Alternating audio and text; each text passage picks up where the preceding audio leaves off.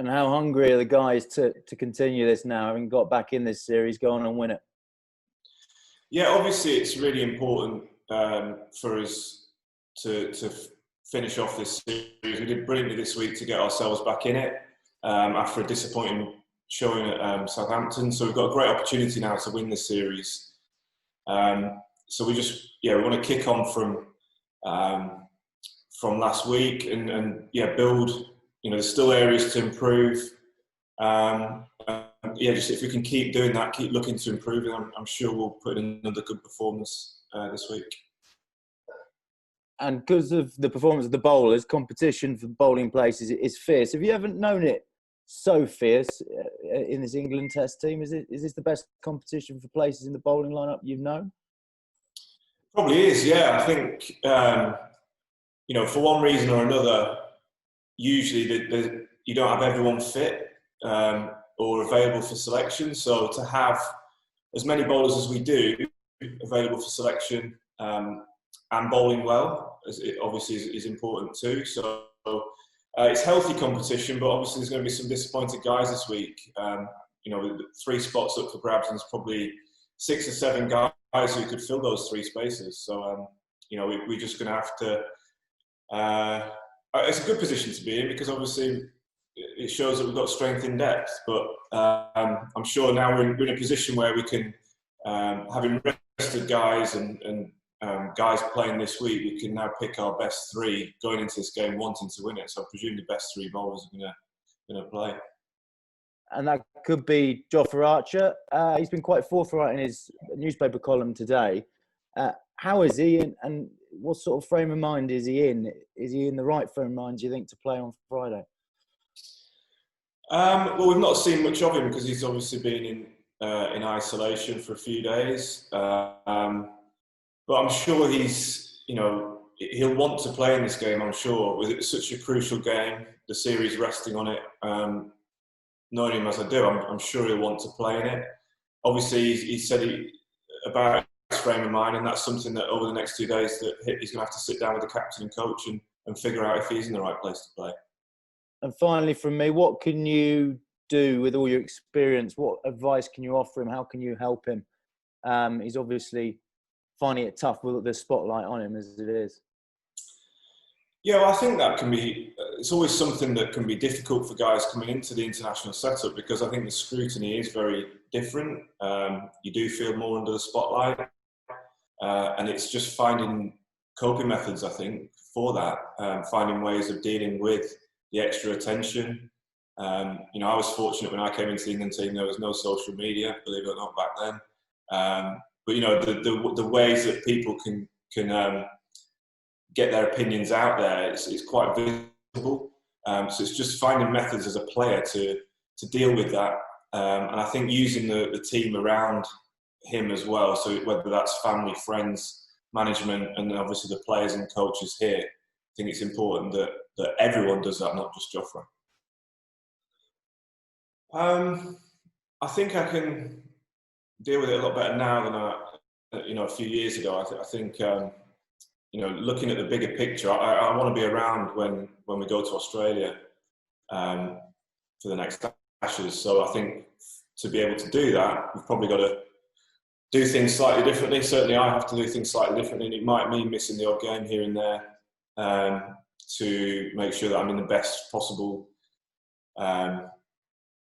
situation. I guess, I want to keep bowling and keep my form. I also want to look after my body as much as I can as well.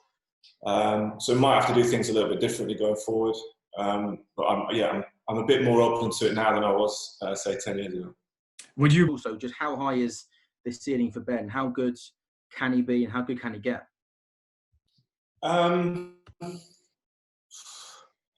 It's hard to say how good he is because it's hard to find the words. I saw Joe said the other day that we're in the presence of greatness, and he's spot on. The fact that he could get into any team as a batsman, without his bowling, his fielding, I think speaks volumes. His bowling's getting better and better each time he goes out there, and he could get into a lot of teams' bowling attacks as well. So it's just amazing to have that talent in our team, and to be able to watch it firsthand as well is amazing. And we just mentioned, looking after the players, especially through a series like this. And after a week where he's pretty much done everything, he was chasing balls off his own bowling, batting most of the 2 innings that we did bat, and getting wickets as well. It can take its toll. So we've got to look after him and make sure we can keep getting the best out of him for as long as possible. Because you look at, he's certainly the best all-rounder I've ever played with. I think certainly I think he's becoming the best all-rounder that England's ever had. And there's no reason why he can't go on and be even better. With the bat averaging the 40s, with the ball under 30, and taking spectacular catches. So it's just incredible that we've got him on our team, and it's a pleasure to watch.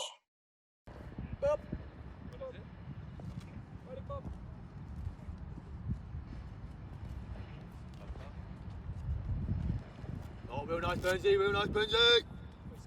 Nice to bed, nice to bed.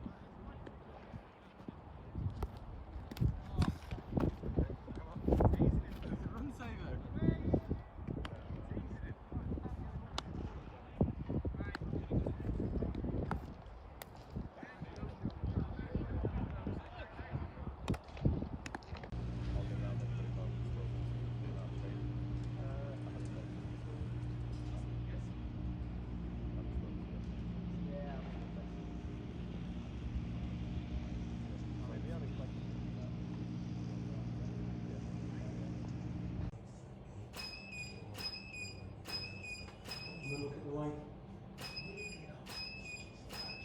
Drop your arms by your side. And then back it leg.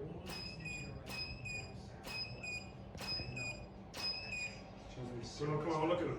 Two things.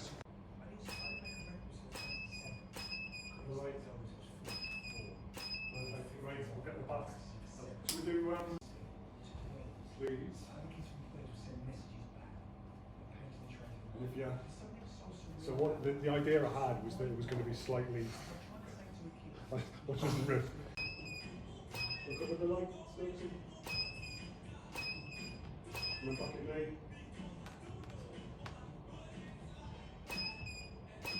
Can I really see the badge? Let's just drop the. Do we think we need? Both hands.